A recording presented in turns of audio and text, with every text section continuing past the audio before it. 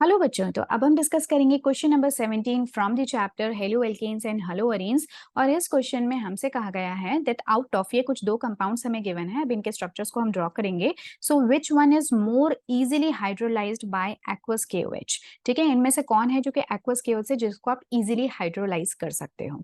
ठीक है, तो सबसे पहले इनके स्ट्रक्चर्स को ड्रॉ करते हैं जिससे कि हमें ये समझ में आएगा कि किस तरह का रिएक्शन है। राइट, एक्वस केओएच है तो इससे एक चीज तो आपके दिमाग में आ रही होगी, मैंने आप लोगों को कहा था कि जब भी आप एक स्ट्रॉन्ग बेस को जैसे कि KOH को अगर आप एक्वस मीडियम में लेते हो, वाटर के साथ में लेते हो, तो क्या होता है वहां पे सब्स्टिट्यूशन होता है। कुछ याद आ रहा होगा आप लोगों को, सब्स्टिट्यूशन रिएक्शंस होती हैं। बट अगर यही बेस आपने किसी अल्कोहल के साथ में लिया होता, अल्कोहल, तो यहाँ पे क्या हो जाता है, एलिमिनेशन रिएक्शन हो जाता। तो इतना तो हमें क्लियर हो रहा है कि यहाँ पे एलिमिनेशन रिएक्शन तो नहीं होगा क्योंकि यहाँ पे एक बेस को हमने एक्वस मीडियम के अंदर ले रखा है। तो ये किसी तरह का सब्स्टिट्यूशन रिएक्शन है। बट ये किस तरह का सब्स्टिट्यूशन रिएक्शन है, क्या ये एक SN1 मैकेनिज्म है, क्या ये SN2 मैकेनिज्म है? So let's see that. ठीक है, तो ये हम लोगों को फाइंड आउट करना है। तो उसके लिए सबसे पहले मुझे इन दोनों ही स्ट्रक्चर्स को ड्रॉ करना होगा। So this is C6H5। ठीक है, C6H5 का मतलब होता है बेंजीन। ठीक है, बेंजीन का एक हाइड्रोजन अगर हट जाए और वहां पे अगर CHCl ये ग्रुप लग जाए तो उसका फॉर्मूला क्या बन जाएगा, बेंजीन का, दैट विल बिकम, वो बेंजीन से फिनाइल बन जाएगा। राइट, और फिनाइल का फॉर्मूला क्या होता है, C6H5। तो ये दो ग्रुप इस तरह से लग गए। ठीक है, तो ये तो क्या मेरा फर्स्ट कंपाउंड। और जो दूसरा कंपाउंड है वो क्या है, जिधर इधर बेंजीन है और यहाँ पे है CH2 और Cl। ठीक है, तो आप ये देख सकते हो this is your benzyl chloride. Right, तो ये दो मेरे सामने कंपाउंड्स हैं। तो इतना मुझे समझ में आ रहा है कि यहाँ पे क्या होगा कि जो एक्वस मीडियम के अंदर OH का सब्स्टिट्यूशन हो जाएगा इस क्लोरीन की जगह पे। ठीक है, बट ये बताना है कि किसके केस में ये जो हाइड्रोलिसिस है वो ज्यादा बेटर तरीके से हो सकता है। राइट, अब देखो मैंने आप लोगों को बता रखा है एक्वस मीडियम है एक तो एक आप लोगों को बता रखा है कि SN1 जो मैकेनिज्म होता है ना, उसके अंदर अगर हम लोग एल्काइल ग्रुप्स की, एल्काइल हैलाइड की रिएक्टिविटी को देखें तो वो सबसे ज्यादा होती है टर्शियरी के केस में, फिर होती है सेकेंडरी के केस में और फिर होती है प्राइमरी के केस में। और इस ऑर्डर को देने का रीजन क्या होता है कि जो आपके टर्शियरी कार्बोकेटायंस होते हैं, ठीक है, आपको पता है इस केस में, इस मैकेनिज्म में कार्बोकेटायन का फॉर्मेशन होता है। जबकि SN2 मैकेनिज्म में हमने डिस्कस किया था वहां पे वो कंसर्टेड रिएक्शन था, यानी कि एक स्टेप में पूरा रिएक्शन कंप्लीट हो जाता था। बट यहाँ पे कार्बोकेटायन बनता है। तो जब कार्बोकेटायन जितना ज्यादा स्टेबल होगा, कार्बोकेटाइन जितना ज्यादा स्टेबल होगा, उतनी ही ज्यादा ऑर्डर ऑफ रिएक्टिविटी इंक्रीज होगी, या उतना ही बेटर तरीके से क्या हो पाएगा, हाइड्रोलिसिस हो पाएगा। राइट, तो ये चीज हम लोग ऑलरेडी क्लियर कर चुके हैं। अब हम एक बार इन दोनों ही स्ट्रक्चर्स को कंपेयर कर लेते हैं। ठीक है, तो देखो मैं यहाँ पे ड्रॉ कर देती हूँ आप लोगों के लिए। So this is my C6H5, ये हो गया CH और ये क्या हो गया, एक और C6H5 और यहाँ पे लग गया Cl। अब मान लेते हैं कि जब KOH एक्वस मीडियम में जाके अटैक करेगा यहाँ पे, तो जैसा कि मैंने आपसे कहा कि फर्स्ट स्टेप में क्या होता है, कार्बोकेटाइन का फॉर्मेशन होता है। So this is your carbon, जहाँ पे बना कार्बोकेटाइन और ये लग गई दूसरी फिनाइल रिंग।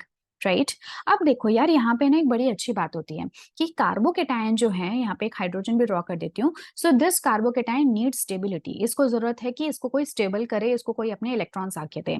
और इलेक्ट्रॉन्स देने के लिए यहाँ पे दो दो बेंजीन रिंग है, क्योंकि बेंजीन के ऊपर क्या होती है, तीन तीन वो हैं, एल्कीन ग्रुप्स हैं। तो ये एल्कीन ग्रुप्स क्या कर सकते हैं, ये एक्चुअली जरूरतमंद इंसान को, मैंने आपको कहा था कि बेंजीन जो होती है ना वो इलेक्ट्रॉन डेंस रिंग होती है, यानी कि वो क्या कर सकती है, वो इलेक्ट्रॉन अपने दे सकती है अगर कोई जरूरतमंद हो तो, जिसको इलेक्ट्रॉन्स की जरूरत हो तो कुछ इस तरह से रेजोनेंस पॉसिबल हो सकता है इस बेंजीन रिंग में। राइट, इसका मतलब कि कार्बन और बेंजीन के बीच में पार्शियल डबल बॉन्ड एग्जिस्ट कर सकता है। और सिर्फ यही नहीं, एक बेंजीन रिंग और है, यानी कि दो दो ग्रुप्स यहाँ पे ऐसे हैं जो कि इस कार्बन को इलेक्ट्रॉन्स देने के लिए तैयार बैठे हैं। इसकी वजह से होगा क्या कि ये आपका कार्बोकेटाइन काफी हद तक स्टेबल हो जाता है। ठीक है, इसकी स्टेबिलिटी जो है वो बढ़ जाती है। और जैसा कि हम लोग ऑलरेडी देखकर आ रहे हैं कि जितना ज्यादा कार्बोकेटाइन की स्टेबिलिटी होगी, ज्यादा लंबे टाइम तक के लिए वो एग्जिस्ट कर पाएगा इन दी मीडियम, और उतना ही बेहतर तरीके से, क्योंकि उसकी अवेलेबिलिटी ज्यादा होगी। ठीक है, इसका हम क्या लिख सकते हैं, इसकी जो अवेलेबिलिटी है वो ज्यादा रहेगी क्योंकि ये ज्यादा स्टेबल है। तो इस वजह से अब जो न्यूक्लियोफाइल का अटैक है वो बहुत आसानी से हो पाएगा, वो भी क्या होगा, इंक्रीज हो पाएगा। राइट, अब हम देख लेते हैं कि अब जब न्यूक्लियोफाइल आएगा, अब न्यूक्लियोफाइल कौन है, क्योंकि हम एक्वस मीडियम में ले रहे हैं। So water is my nucleophile, तो वाटर अपना क्या दे देता है, OH माइनस, क्योंकि वाटर किससे मिलकर बना होता है, उसको अगर ऑटो आयनाइजेशन करोगे this becomes H plus and OH minus. तो यही OH माइनस हमारा कौन है, न्यूक्लियोफाइल है। अब जाके जब न्यूक्लियोफाइल यहाँ पे अटैक करेगा, so this will give you this compound. ठीक है, ये हो गया CH, इस पे आ गया OH और इसके ऊपर आ गया एक और फिनाइल रिंग। ठीक है, इसी तरह से अगर हम दूसरे कंपाउंड की बात करें तो ये हमारा क्या है, बेंजाइल क्लोराइड। इस बेंजाइल क्लोराइड में भी ऐसा ही कुछ होगा, लेकिन क्योंकि यहाँ पर सिर्फ एक ही बेंजीन रिंग है तो कार्बोकेटायन आपका उतना स्टेबल नहीं होगा। ठीक है, तो यहाँ पे भी कार्बोकेटायन बनेगा, सो दिस बिकम CH2+। ये भी रेजोनेंस में एग्जिस्ट करेगा, बट अब रेजोनेंस में एग्जिस्ट करने के लिए अब एक ही बेंजीन रिंग है।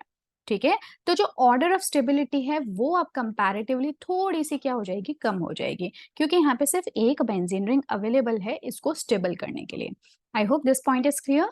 ठीक है, जितना ज्यादा कार्बोकेटायन की स्टेबिलिटी उतना ही ज्यादा टेंडेंसी होगी SN1 रिएक्शन के होने की। ठीक है, और यहाँ पे लग गया OH। ठीक है, प्रोडक्ट दोनों के अंदर बनेंगे, सब्स्टिट्यूशन दोनों में होगा, दोनों ही ग्रुप्स में OH का सब्स्टिट्यूशन होगा, लेकिन बिकॉज कार्बोकेटायन की स्टेबिलिटी वहां ज्यादा है, सो वी कैन से कि जो फर्स्ट है आपका, और ये लेट से इसको सेकंड कह देती हूँ, तो जो फर्स्ट की स्टेबिलिटी है या जो फर्स्ट का हाइड्रोलिसिस है that is better, because the reason is carbocation की स्टेबिलिटी।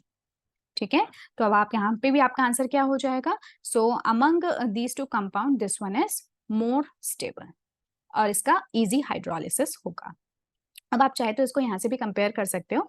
ठीक है, तो यहाँ पे इन्होंने वही चीज दिखा रखी है। सो जब आयनाइजेशन होगा तो यहाँ पे क्या बन जाएगा, एक कार्बोकेटायन। अब ये कार्बोकेटायन जो है वो ज्यादा स्टेबल है क्योंकि इसके दोनों ही तरफ दो बेंजीन या फिर दो फिनाइल ग्रुप्स लगे हुए हैं जो कि इसके साथ में बेटर रेजोनेंस कर पाएंगे।